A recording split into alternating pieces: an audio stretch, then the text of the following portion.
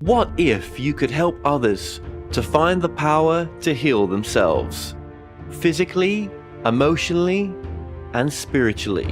When I started teaching my classes, it was in 2002, and I was just doing past life regressions and contacting the subconscious part. But then as the time went on and we found how powerful this was and what we could do with it, a lot of the students began saying, you know, advanced past life regression doesn't really tell what it's all about.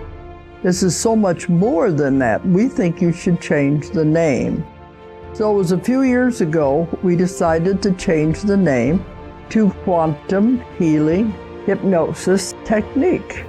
Help other people to speak to their higher selves. You can. Dolores Cannon has taught thousands of people from across the world how to use QHHT. Now you can learn her method by going directly to themoreshow.com/QHHT. And don't forget to mention the discount coupon More Talks.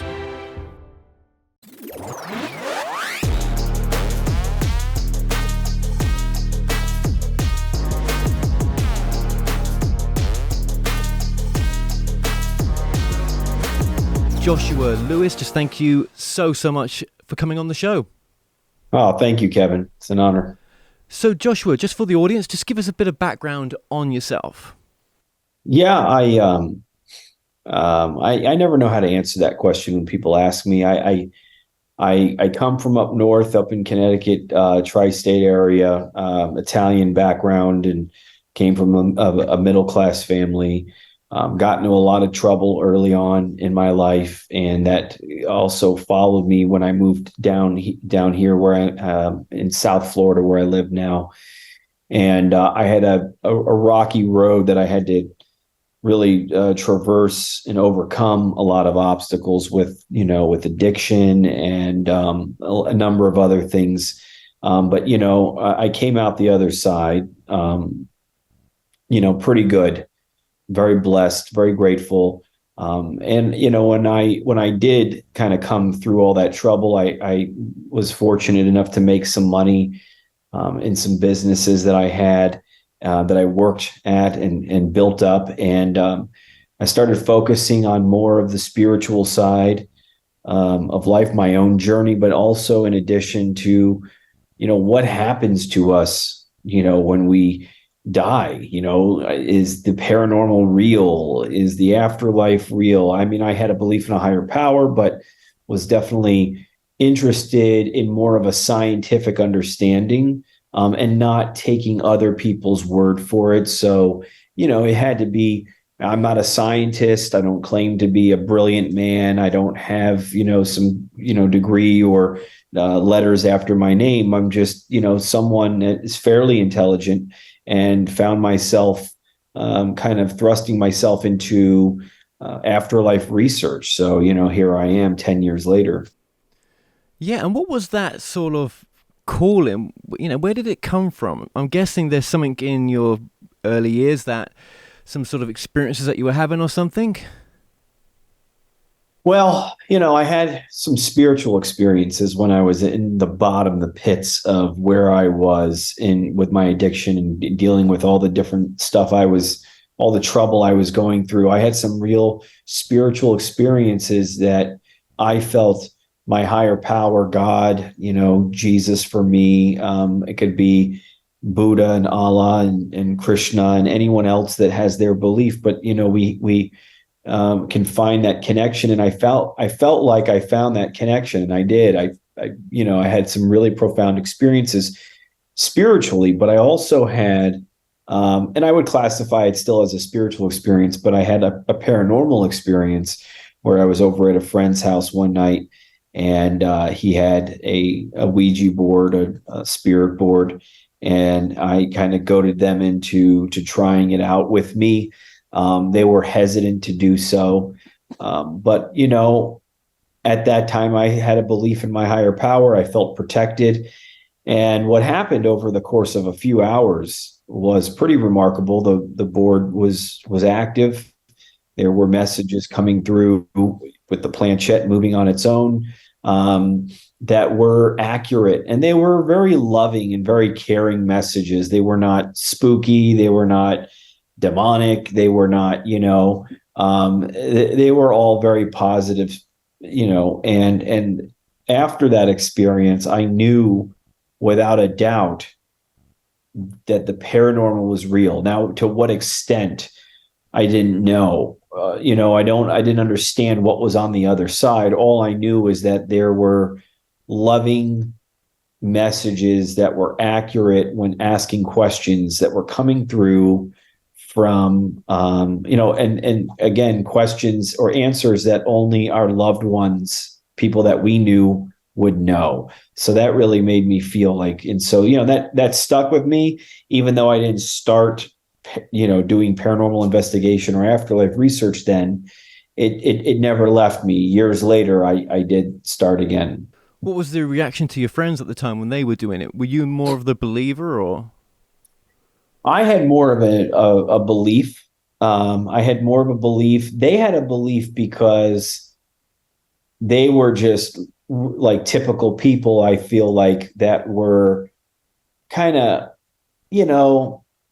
looking for it as something that maybe spooked them at first, but then it got kind of spooky to them, just the idea of what it was. They claimed that they threw the board out and somehow it came back into their house. I had heard that before, and I don't know. I believe my friend. My friend is a pretty good source. He's a good person that I know, and his girlfriend was she was another really good person at the time that I know. I mean, she's they're no longer together, but she was at a Christian college, and he wouldn't play and my girlfriend wouldn't do it, but his girlfriend and I would, and they sat there and watched. And the two of us had our hands on that planchette resting, hovering over. And at times that thing would just leave our hands on its own and go to the letters and spell out the letters. We were so engrossed in the game at the time. I remember they had a dog named Spencer, and we were in the living room, and the kitchen was behind us, and the board kept spelling out ball, BALL, BALL, and we're like, what does that mean? And it just kept doing that until I decided to look behind, and there was a little ball on the counter, and the dog was just sitting there looking up at the ball, wanting the ball. So it was like we weren't even paying attention to the dog or anyone. We couldn't, and so the spirit had to tell us, get his ball for him. That was pretty cool. There was a lot of really good stuff that came through. Okay, but kind of mostly positive? All positive? Yeah, it was all positive. Towards the end, it got a little bit more playful. There was someone that it felt like, because we said goodbye to everyone, and then something else did start to come through, and it was being more. It wasn't being nasty. It just was being kind of rude in a way. It was like it was saying something, and then I remember it going HA HA HA HA HA. You know what I mean? And that was kind of surreal. Okay, so we're on this journey. Tell me if I'm wrong. You've kind of hit rock bottom around the time we're talking about. Yeah. Yeah. After that, it was really a rough time. After that, for me, I was already addicted. I wasn't living very well at the time. I mean, I had a spiritual belief, but I mean, I still was. I still had more of a fall to go for me. Yeah. What was your background in religion? I mean, was your family religious? Were you brought up religious? I was raised Catholic, and I was an altar boy. I had my first Holy Communion, all that stuff. So there was an introduction to Christ, but it was a very, a bleeding heart. It was a very guilt. It felt like there was a lot of, not to put down Catholicism, I mean, or any other religion for that matter. I'm not. I still associate with it at times, but it's really, I feel like I kind of fell out of that because I didn't feel the connection to that. What I did feel was this connection to Jesus somehow that I felt, and I didn't understand what that meant, but I knew that there was something there for me. Right. Okay. So let's just fast forward a bit here. Let's go to the introduction to a medium then as well. So a medium came into your life. What did this do? What was the experience? Well, the only experience I had with a medium prior, or not even personally, I had no personal experience with a medium. I was someone that watched Crossing Over with John Edwards. I thought John Edwards and Sylvia Browne were interesting characters. The jury was still out on them as far as I was concerned, because I didn't have any personal experiences with them. But the show and the stuff that they would do, like on Montel or whatever, that was very interesting. Some missing people cases.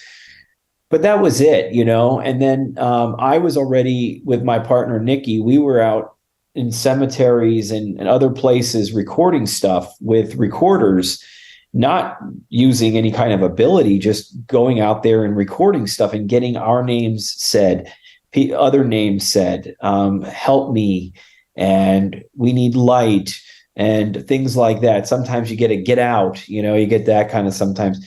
But, it was, mostly, again, positive stuff that we were getting, but it was interesting. And that's when this medium, I was introduced to a medium, and I said, well, I'd be open to going out to one of these places with her, not telling her anything, and seeing what she gets. And if it's anything similar to what I've already gathered information wise. And she did. I mean, we didn't lead her on. We didn't tell her anything. She got names, not just with us, but with the people that were the souls that we were reaching out to. And what was interesting about it was that she would do these, she would connect to a spirit, and she would start kind of channeling them, getting messages from them. And I would run my box simultaneously when she was speaking. And it was cool because sometimes, more than often, a lot of times, she would say something that the spirit would be saying to her. And then the word would come out of the spirit box, or the phrase would come out of the spirit box after she said it, So it was almost like the box was picking up what the spirit was saying to her at times. So that really kind of, that led me to believe that she was accurate. And then, I don't know, a few months working with her, she told my partner, Nikki, that she would, that Nikki would get the ability to start picking up on spirit. And Nikki was not, she was kind of put off by that message. She almost was she was already on the fence with this woman already. And then that was said, and she was kind of I don't know, she couldn't believe that. Months passed and nothing happened. And Nikki was like, I'm done with this woman. I'm not going out with this woman anymore. If you want to still, then fine. And I said, all right, I still want to explore it. So I'm going to. And I was working with the woman and still doing some sessions and stuff. Around Christmas time, it was around Christmas Eve. I came home one night, and Nikki was like, I feel different. And I said, what does that mean? And she's like, I just feel there's something different about how I feel. I just feel like I know something. She couldn't quantify it. She couldn't put it into words. But she said, ask me about someone that or something, ask me something, and I remember I just spoken to a friend of mine who lost his son to suicide. And I mentioned that. Well, I didn't mention that. I said, well, there's this someone I know that just passed and all this. And she picked up on it. She picked up on it without me telling her. She told me how he died. She told me how old he was. So that was pretty, convincing. Yeah. Yeah. That's a bit of a shock for her then. So, well, I'm guessing then, did she go on to use that ability? Did she build on it? She, something interesting happened with that. So, I don't always, I talk about all of this in my book, right? I talk about all this in my book. And so sometimes if someone's just watching an interview and they've just started watching me for 15 minutes, I don't know. Sometimes it's hard to drop everything on someone, and kind of hit them with too heavy of the truth. What was interesting about the woman, and I feel I would be doing this story a major injustice if I wasn't kind of talking about this. The woman, the medium, after a few months, told us that she picks up on the spirit of Christ. that she can pick up on messages from Christ. Now that really kind of turned off Nikki and really kind of made me go, wait a minute. That really was a hard one to understand. Okay. Then the message was told that Nikki would get this ability. Okay. When Nikki got the ability, I sat with her in our garage, like where we would hang out, we would smoke our cigarettes, and we would just kind of sit with the garage up in our chairs and relax. And I would ask her, I asked her everything I could ask her that she didn't know regarding deceased people or whatever. And Nikki was right. And then one night I said, do you think you could pick up on the messages from Christ or from Jesus? Do you think you could do the same that this woman Connie was talking about? And she's like, I don't know if I want to try that. And I didn't push her. And then like a little bit later, she said, I'm willing to at least try it. Okay. And I said, all right. And so we sat, and she focused, and she could see a man standing there in her mind's eye, and it looked like Christ to her. And I said to her, so when she saw this man there, I said, can I ask a question? Can I just ask a question? And she said, yeah, go ahead. And I said, to this energy that is, possibly Christ, I said, what are we to take from this experience? And what's interesting about it is that prior to this whole thing, Nikki was kind of on the fence even about Jesus. I mean, really, she's not a religious person. She's just, and so she just wasn't brought up like that. So she was kind of on the fence about it. But the words that came out of her mouth were pretty profound, because I asked her that question. She wasn't looking at me when I asked her that question, but then she kind of looked over at me, and with kind of a shocked look, she said the words as if that energy was saying it, and said, look what I did to the non-believer. And I thought that was pretty interesting. I thought that was pretty powerful, because when the words were said, I got chills. I felt this energy. And a couple of months after that, it was told that I would get the ability. I didn't believe it. I months passed that nothing happened. I started to become in disbelief again over some things, because it's this crazy journey. And sure enough, the same way that she described it kind of was the same way I described it. I just felt different one night. I called people. I asked them to ask me questions about relatives that I had never, people that they had never mentioned. And sure enough, I was accurate, so something happened to both of us. We either all have it, don't we? Or we all have it. Yeah, when we're all we're all that essence of a soul having a human experience, maybe, right? But that's just, as I always say on this show, just the human words for it, expressing what's unexpressible, really, because we're only going to know when we pass over, aren't we? Really, what's going on, maybe, right? Hopefully, but then you had this profound life changing experience, in a sense. You say in your book that you came to understand your purpose in a profound way, and are we moving into that in the story, in a sense, as well? Well, I mean, at that point when we were going out into cemeteries, even started to work with that medium, and I didn't know I had some intuitive ability that was going to come out of me or come about more. I found out later that I believe everyone has the ability of intuition, and so that if they wanted to work on it, if that was their intent, they could develop it better. And maybe for some people, it's more natural. Some people, it will come out stronger than others.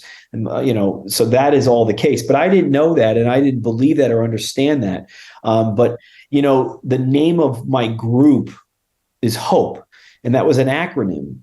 It started because one of the first EVPs I captured out in the field was a response that said, all hope gone. That was our EVP. A spirit said, all hope gone. And I heard about reversing messages too, that sometimes when you reversed an EVP, you could get, there was another response there. It was very crazy. That phenomenon had been explored by other paranormal investigators. And so I would do that to a lot of my messages. And a lot of times there was nothing that I would hear, but in that one, one, so forward it said all hope gone. And then when I reversed it, it said, I want hope back. I don't know how the word hope is in there in the middle of both phrases so that was a pretty crazy thing. So the HOPE acronym, really the HOPE was an acronym for helping or helpers of paranormal entities. So all I wanted to do when I heard someone say help, I want, the light or whatever, all we would do is just pray. We would just pray for them. That's it. We would just pray and we would envision the light. And so I felt that my goal, my purpose, especially with some kind of ability that was coming about,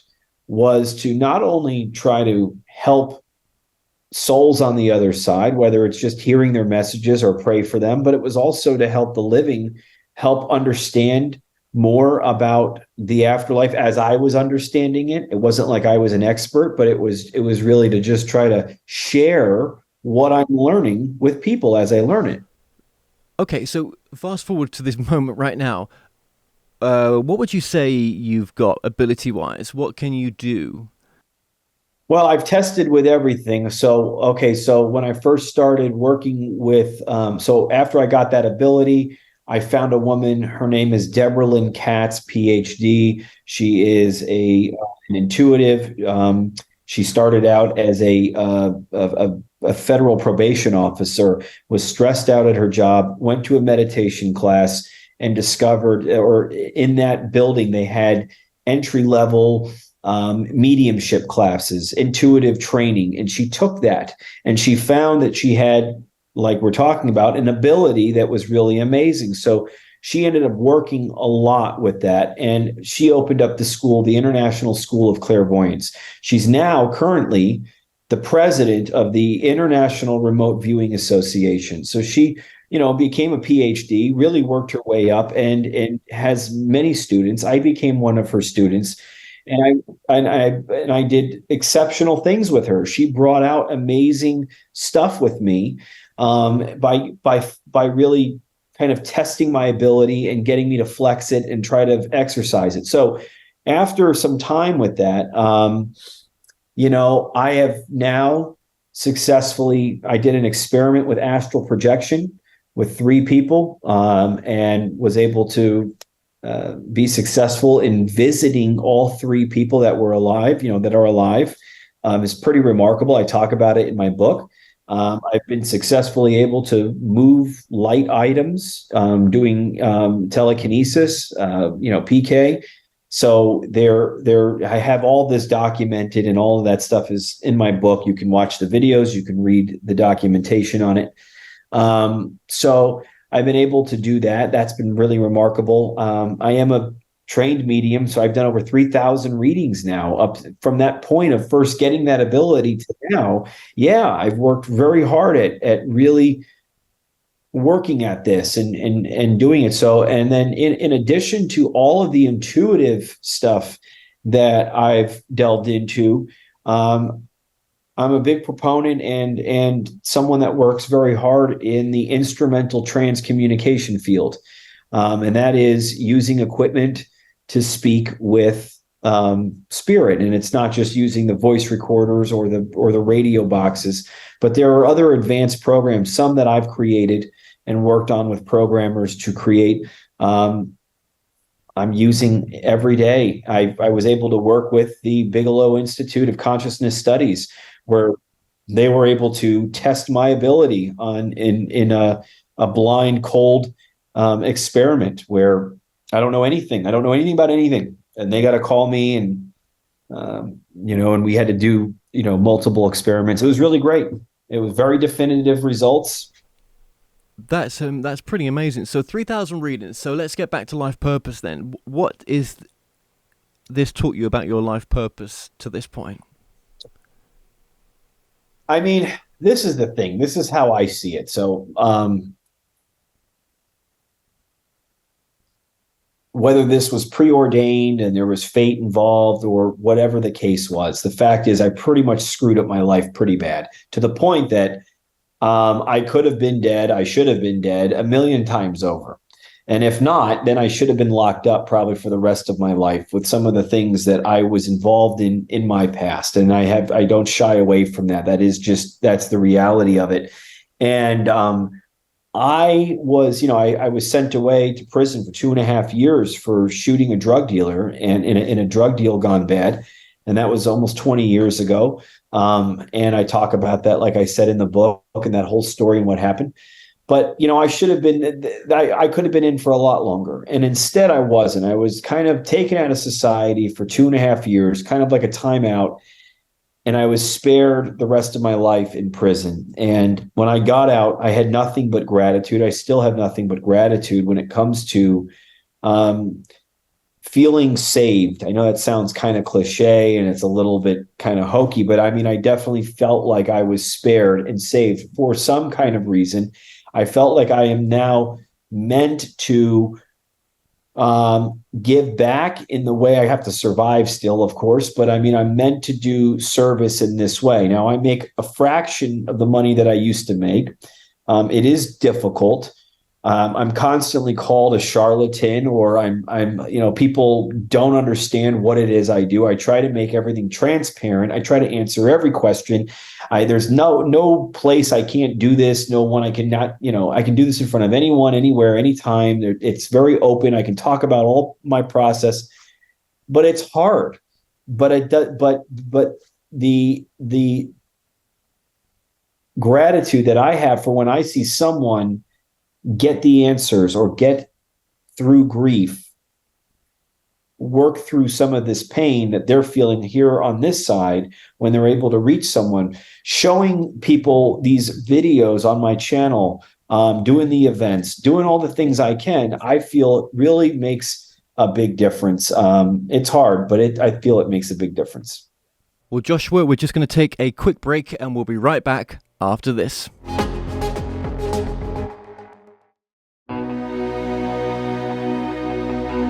You're on a journey right now, a destination where you are headed full of adventure. And all around you are clues pointing you in the direction of your higher purpose and dreams. The signs and synchronicities can be seen. Whilst on a trip, at your local coffee shop, within your social networks. The road to your success and happiness is scattered throughout the pictures of our days. Simply make the connection, that's all. Channeling.com is your source for highly regarded spiritual readers who can direct you on your journey. Use the code TMS1 to receive a discount on your first reading. Welcome back to the show. I'm joined by my guest, Joshua Lewis, and we're discussing his book, Finding Hope in the Afterlife. Now, Joshua, I wanted to ask you just before the advert break there, would you say that what you're doing now with your career, that what you found with this path that you've taken, this is what I call your value fulfillment? This is what, gets you up in the morning. This is what you feel pulled to do. This is my purpose. I don't know if this is exactly how I'll be doing it for the rest of my life, because I always tell people, how you make God laugh, you tell him your plans, and I think that's kind of funny, because it's like, we can have plans but if you would have asked me 10 years ago, I was an entrepreneur, I was making good money. I liked marketing. I liked starting up businesses. And I loved film, and I still am involved in film, but I wrote and direct and produced 2 feature films, and that's where I was headed. And then all of a sudden I'm capturing and getting things that are more profound than any kind of work that I'd ever done in my life. And how do you go back to just doing that stuff if you've discovered this? It just, I don't know. For me, it was a no-brainer. Yeah, well, and you've just got to have the faith that, what's coming through is sometimes you're not going to understand the information or where it's coming from. It's just the trust, that it's the big trust factor in it of whatever's coming through. most times it means something to the person that's receiving it, and it's not really. That is a big deal. Yeah, that's tough. It's not even in your consciousness to maybe even say these things to these people. Normally, it wouldn't be, right? I tell people that I've never done something as long or as many times as I've done what I'm doing now and still not know what the hell I'm doing. That is really I know how to work on film. I know how to write a script. I know how to run a little business. I know how to do a lot of different things that I could tell you based on experience but every time I think I know what I'm doing, I'm humbled in some way when it comes to this field in some way. Now, I will say this, that I wouldn't attempt doing what I'm doing. I wouldn't be as involved in what I'm doing if I didn't have a belief in a higher power, a connection, a conscious contact with that higher power. I say that because this work can get messy at times. It can get confusing. The majority of the stuff I capture is positive. Sometimes, just like in life, there is negativity. And with that negativity or with that confusion, my answer to all of that is God for me. And I don't push that on anyone else because everyone else is on their own journey with it. But when people ask me, I say, if you don't have a belief in a God or some kind of connection to that source, I don't know that I would say you should start doing this kind of work, just because you could get easily down the wrong rabbit hole, I should say.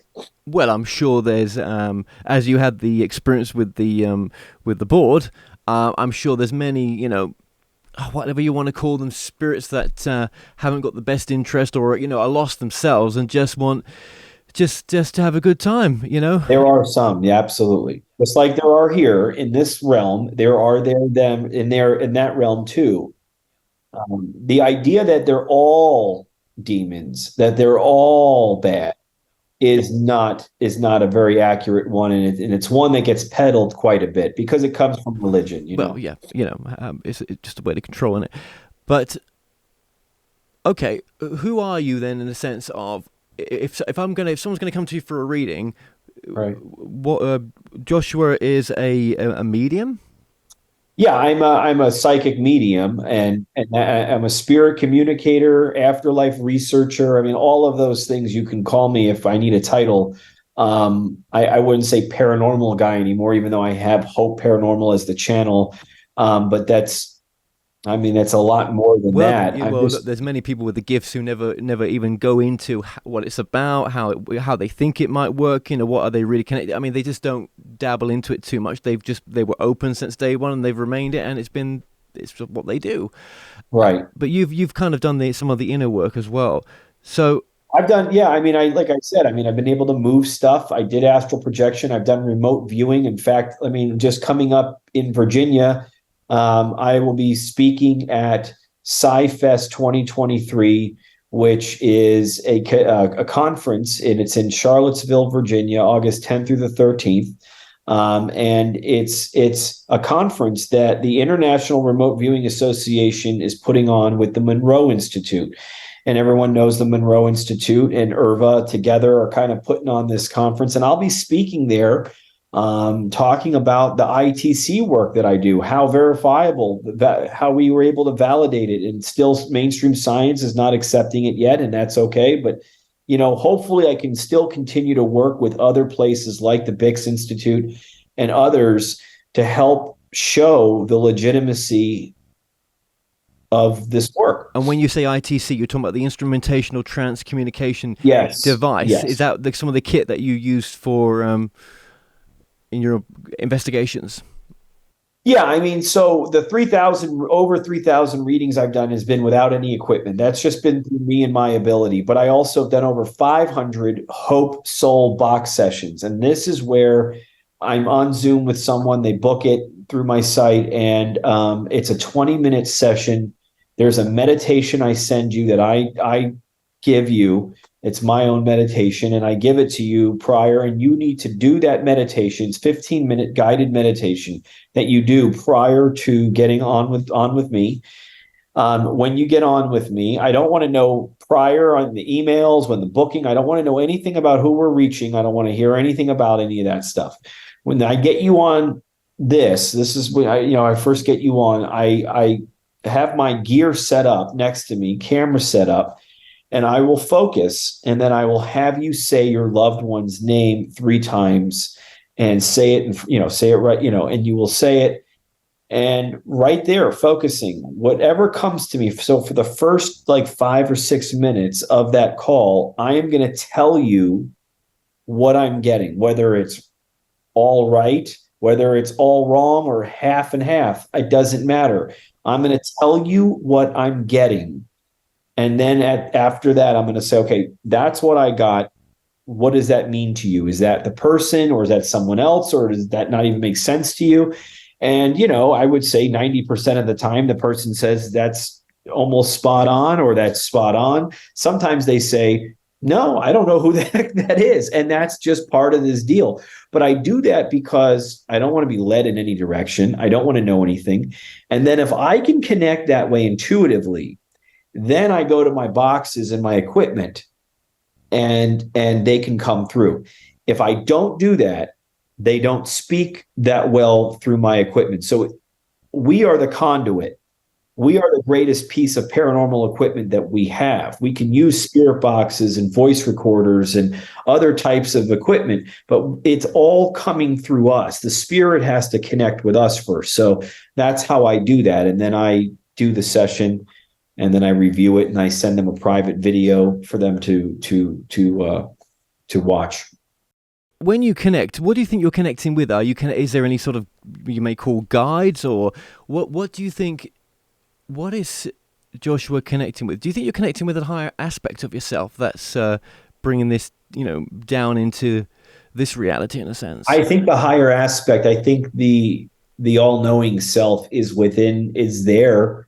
I don't think it has perfect connection with the conscious part of me. So clearly we don't have that same all-knowing information that our true self, higher self knows. I believe in the higher self, so I do. I believe we are all aspects of the source. I believe we're all just points of consciousness that, we all have the free will, and we all come from the same source of what that source is. But I do believe there are guides. I hear my guides. I hear helpers. I hear guides on the other side.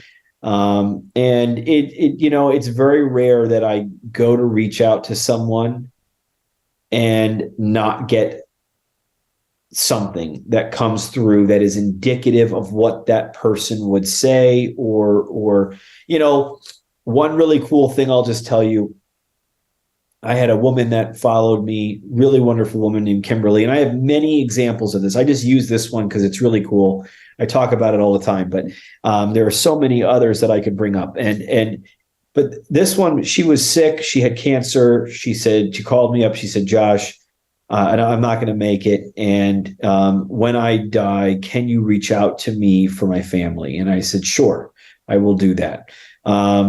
And so, months later, her husband reached out to me. She passed and said, can you reach out to her for me? She asked me to ask you this. I said, yes. We did a session, and we got some really wonderful responses through there.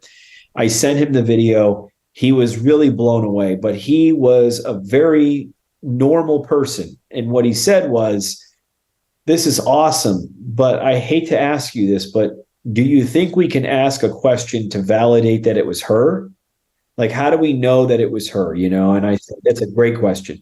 I said, well, give me something that only she would know, or something. And don't, give me a couple things, because it's not easy for them to answer, but give me something that you're not going to give to me, but you're going to, that she'll know what to say. And he goes, yes, ask her what the term muskrat means. Muskrat. I said, okay, that's it. That's all I'm going to say. So what does the term muskrat mean? And so I asked for her, and I say, what does that mean, Kimberly? Chris wants to know. And then I get 2 responses. The first response was, it's in the back of my head. And then the second one was, he had to shave my head. We had to shave my head. And that was it. I sent that to him. I put my captions, And I sent that to him, and he called me back and he said, that was a perfect response. Perfect. I said, what does that mean then? Tell me what that means then. And he says, well, she was bedridden towards the end of her life, and she would be really concerned about her hair being matted on the back of her head from just laying in the bed. So she would have me check her hair, and I would call her my little muskrat. And then eventually, because that's where, how it happened, I had to shave her head, and that's what was going on towards the end of her life. So that was just between her and I, and that was a perfect. So, now if I play that response sometimes for some people don't hear all of the words that I captioned, because it's not, it doesn't come out perfect English sometimes. It's not exactly like how you and I are speaking. But you could hear it. You could hear head, back of my head. You could hear every other word, to the layman. But that's why I tell people that, that's another way of showing that we still need to work past this, that I'm the only one that can transcribe some of this stuff. Sometimes it's kind of hard for the layman to understand it all. So I'm trying to get it clearer, make it easier so that everyone can understand it. Yeah, absolutely. That's fascinating. I bet you've got loads of stories, and Yes. only the good ones made it to the book, but there's probably loads of others that are just as good that didn't make it to the book. Right. No, there are. Yeah. And with your past, it's interesting. You spent time inside. The hardest part is getting through parole, isn't it? You can be as good as you can be, when it comes to that, and it's just down to the day and down to the people, isn't it? And so I understand how, when you were saying earlier on, I was like, I get what he's saying. It's you were destined to go in and destined to come out like you did, and that's not for everyone's experience. That's definitely not. And I suppose you've got the past as well. Did you, if you don't mind me asking, the guy that you shot, did it kill him or? No, he was a drug dealer. I shot him. So the way that it happened was I was inside of a vehicle, and we were trying to purchase some drugs. It didn't go down very well. We wanted more for our money. He wanted, whatever the thing was. And we gave him the money. I had the stuff, and I went to pull off, and the guy jumped inside the car. And when he jumped inside the car, we were fighting. A big guy too, but a lot bigger than me. And so, I did have a legal firearm. It was legal in the glove box, and I was able to get to it. And when I got to it, I put my foot on his chest. I pushed him up inside the windshield, and I didn't want to kill him, so I shot him in the lower extremities, kind of in the leg, pelvic area, abdomen. And he just kept coming harder at me. So I went up his body, and there was a 6 shot in the gun. I shot him 5 times, or I forgot it was a 7 shot or a 6 shot. Regardless, there was one extra bullet. I shot him a number of times, and the one extra shot that was aimed for his head. At that point, I really didn't. I wasn't trying to not kill him at that point, but the gun jammed, and he went outside. He broke the windshield and landed on the hood. And my buddy who was driving got out of the car, dropped him in the street, and we busted tires. We drove to the police station, and then the cops followed us, and it was a mess. But he is alive. He was arrested for, I think, child molestation or something after that. I think I looked it up. So, it kind of eased my pain a little bit more. I got to be honest with you, man. But at the same time, I'm grateful he didn't die, I guess. No. Well, yeah, look, that could have gone so differently. And, right. You imagine having to live with his death. That would have been very different as well. So I can understand, I can see it from a different perspective, from my perspective, like what you've been through. And yeah, I guess maybe you needed to go through all this to get to where you are now. And it's crazy, isn't it, when you think about it? Why the hell did we... have to, and do you think to yourself, there's some things are like, destined to be, some things are in some sort of contractual contract, and do you think you had some sort of contract with him, maybe? Yeah, I got to be honest, man. I don't believe in just happenstance. I don't believe everything is predestined. What I do believe is that we are given free will, which is the greatest blessing and curse at the same time. But it is, without free will, what would be the point of God sending out different points of his own consciousness to experience the universe, because then what's the point, you know? But everything I believe that happens to us on a good or bad level is the result of karma. I believe strongly in the system of karma, and I believe in reincarnation. And that's because, you know, well, I already believed in that, but then after, you know, after I've been doing this work for a long time, I discovered Paramahansa Yogananda. And then I became an initiate, a Kriya band, you know, after a few years ago, where I studied, you know, Kriya yoga. But, you know, I mean, the lineage is real, man. And, you know, what he talks about in the book, which I recommend everyone to check out this book at some point in their life. George Harrison used to give these out as gifts to everyone. Steve Jobs made sure everyone had one at his funeral. So this is a very important book. I won't, you know, mince words about it. But I found out a lot of stuff through my own research. And then when I read the book, I went, holy cow, he's not teaching me this. He's confirming this stuff, because I already had found out a lot of it. So, you know, yeah, I mean, you know, we watch a child die, and you can't tell a parent, oh, that child did something in a previous life and made the decision to, you know, you can't do that. But the fact is that I believe that. I believe that on a deep level, I believe that, you know, we are reaping whatever good or bad that we put out. I mean, you know, Christ says in the Bible, you live by the sword, you die by the sword. And he didn't mean if you kill in this life with a sword, you're going to die in this life by a sword. It's that energy that is going to follow you and be with you. I feel like I was spared some of the other bad karma. I think because I'm doing, or I'm putting in the good stuff, I mean, is what I'm doing now, you know, or trying to do, I should say. And by all means, I am no saint, you know, I'm still, I'm a sinner trying to be a saint, you know, become a saint. That's all I'm trying to do. Is I'm just, you know, I can't stand the holier than thou people. I don't want to judge anyone. I'm a real fallible, self-centered, selfish guy, and I have to work very hard to not be that, and to turn my life over on a daily basis to a power greater than myself and ask for help. That's just me. Some people are real big on the self-empowerment and all that, and I feel empowered. I feel free.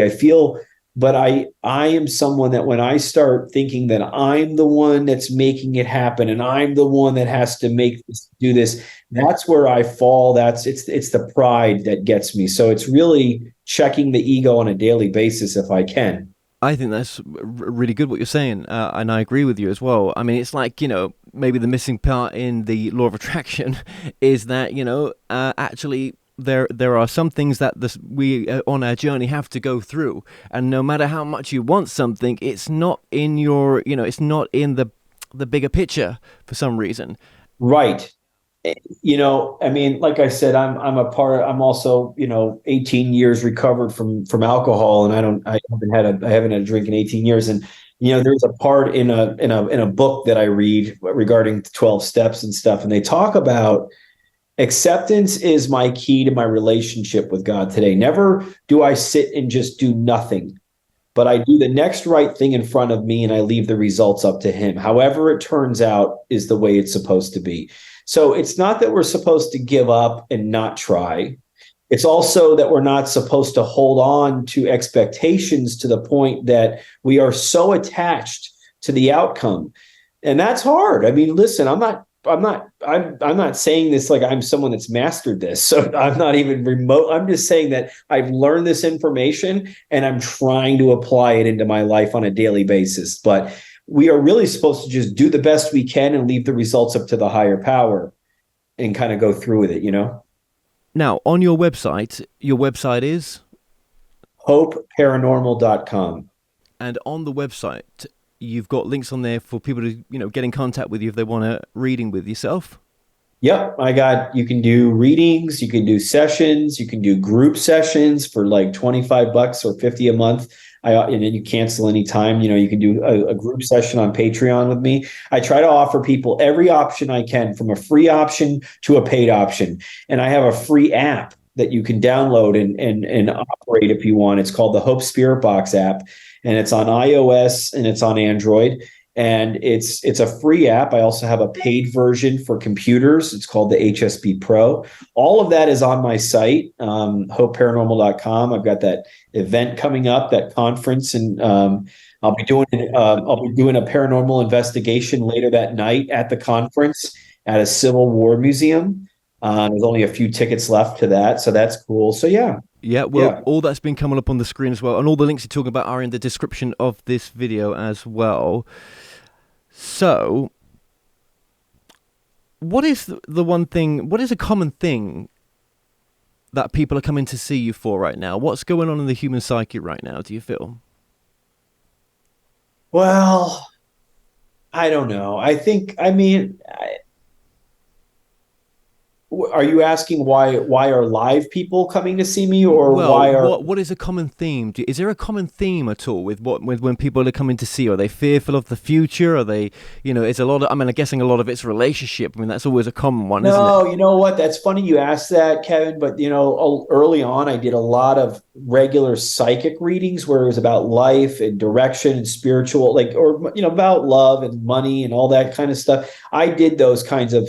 But now mostly people are reaching me because they want to reach a loved one on the other side. That's really ultimately what's going on. And, throughout all the work that I share, I do, whether it's sessions, whether it's with a well-known person or an unknown person or whatever it is, I share this, that my goal is to at least help, hopefully that I'm helping people find a power greater than themselves, a connection, a belief in a power greater than themselves. It's not just that our loved ones are on the other side, or that we have the ability to communicate, or that we have psychic ability, or any of that. Those are all very important things. But my most important, if someone said, well, what's the one thing you want me to know, Josh? I would say, get in contact with a power greater than yourself. I don't care how you do it. I don't care who it is to you. But start affecting some kind of conscious contact with your higher power, God, i.e. source, whatever you want to say. That is really, I think, the most important aspect of all of this. And how do you know when you've got in contact with that power? What's it feel like, do you think? Well, it could mean a lot of different things to a lot of different people. But I will say that God does not make himself that he does not. I'm messing the saying up, but it's if you seek him, you will find him. I trust in that. Anytime I help people, I give them a couple of pointers of what worked for me. When I give those suggestions and someone is humble and willing enough to take them and then do them, they get results. And a result that means something to them. Maybe not scientifically can go and prove the existence of God to the world, but to them, that person had a personal experience with their higher power, and it's undeniable. I've got to ask you, how have your family taken this new direction? I guess for them it happened over time. For me, I'm just kind of looking back and thinking, well, what was that like? Were they, because you said they were quite religious, so was that difficult? What do you mean? The people that knew me before? Yeah, even family, people that knew you before, family members. What was that transition like to this work? It was like coming out of the closet of some kind. It was a very weird feeling because they knew I was involved in this, starting to get involved, or as I was discovering it, I was like the man that just found fire. I was very excited about it and I had to share about it. And some of them were kind of like, all right, man, you know what I mean? Like some of them were blown away and some of them were rolling their eyes at me. And, my father just had an experience the other night where, he's been made slowly a believer, very cynical, skeptic kind of man. He's that's who he's been. And I get that, old school and all that.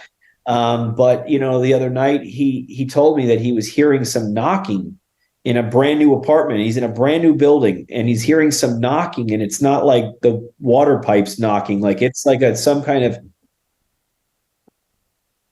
some kind of human sounding knocking that would happen sporadically throughout the night. And he said, he's like, Josh, really, can you talk to a spirit? Just if you focused on them, could you do that? And I said, yeah, no, that's what I do, Dad. I mean, that's what that's what I've been getting, and he goes, all right. Well, I know that this is a spirit. I'm never the one to say this, but I know this is someone. I said, okay, well, he goes, what should I do? And I said, ask them to change the knock. See if they'll do it more often, or if they'll knock longer or something. See if they can extend the knock to really show intelligence there. Because if you can't get them to do anything different, then it's kind of, maybe it's just the building or something. Let's debunk it. Try to debunk it, And so he did. He asked, and sure enough, it changed. The knock would be longer. It was faster and longer. And so he goes, but so he called me back and he goes, they changed the knock, and he goes, I know who the knock is now. And I said, you know who it is? And he goes, it's my mom. He goes, it's my mom. She goes, she just had this fast knock and I didn't place it. I didn't even think about it, but I know it's her. I said, you're using your intuition too, Dad. I said, you got that feeling. It clicked for you and you got that feeling. And he goes, I can't talk to her though. I sent her to you. I said, go to Josh, go to your grandson. I can't do this. Right. So, cause he's creeped out by it. So 2 a.m, I'm sitting at my desk and he tells me this. And so I pull out my stuff, my program, and I sit there for a few moments and I just focus on her. And I see her walking up with her two-tone, glasses and her little red hair. I mean, 5'2", whatever, coming up, and she's smiling and she goes, I got him. I got him. I got him. I got him. She kept saying that and she was smiling, So I asked for her through my program. And one of the first responses I get is the word funny. So I get funny. And that was indicative of what I just saw, her smiling and laughing, because she thought it was funny that my dad was freaked out. I said, did you do this knocking at my dad's? She goes, yes, it's hard. And I could hear it in real time. I'm about to post a video to my session, or the video to my channel soon. So, I mean, it was amazing because I was able to validate, give her a voice again. She really worked hard to come through for multiple nights. Now, mind you, the second that she came through, my dad has not heard another knock again. So the knocking, of course, stopped the second that I talked to her, right? So, I mean, but some people are kind of, some people are slow to still have a hard time with it. That's just his process in this stage of his life, and it's just, she's coming through for a reason. I'm sure she is, and maybe it's for him to think about her, maybe even, and they're going to meet in the dream world. Who knows? Well, right? He was like, he goes, does this mean I'm going to die now? Is she coming to tell me I'm dying? I said, I don't think so. I don't think so. I said, you're still okay, I think. I don't know. But yeah. Anyway. Okay, well and I'm sure you got lots of stories like that as well, and thanks for sharing such a personal story as well. Yeah. Well, I think it's fascinating what you're doing. I will say that your journey, what you're doing now, and I like what you're doing. I think it's fantastic. I'm sure a lot of people will resonate with you as well, and be drawn to you. I think they just see that I'm very candid and open about. I wear my heart on my sleeve, so. I think some of the things they see are pretty wild and hard and very, fantastical in a sense. They could maybe say that, but, the fact is everything I do is 100% real. I'm willing to always let it get dissected and talk about it. I'm always willing to do that. A lot of other guys are not willing to do that. And I think that hurts the field and there's people making debunking videos and I'm like, listen, if there's ever a skeptic out there and you're respectful, I will talk to you all day about this stuff. If you're respectful with me, let's do this. You don't have to agree with anything I'm doing or be in disbelief on it. That's fine. But, some of them just, they get personal and they. So, the book's been coming up on the screen throughout this interview. Your website's been coming up on the screen. Links that we've talked about, your event and everything that's coming up soon. I'm sure there'll be a lot more in the future when people watch this back in the future with the other events, which they can go to your website to find those future events out as well. And then join my mailing list. I send out updates on events or any new products or new things that are going on, every couple months or so. Yeah, well, we'll make sure that that's linked in there as well. So, Joshua, I just want to thank you very, very much for your, honesty and, just telling us your journey and being, true to yourself and, the help that you're giving people as well from what you're doing. I'm sure, as you know, you've helped a lot of people. So it's very interesting what you're doing. So thank you for coming on. Yeah, man. No, it's an honor. I really appreciate it. And anytime in the future, I'd be willing to talk again. Thank you, man.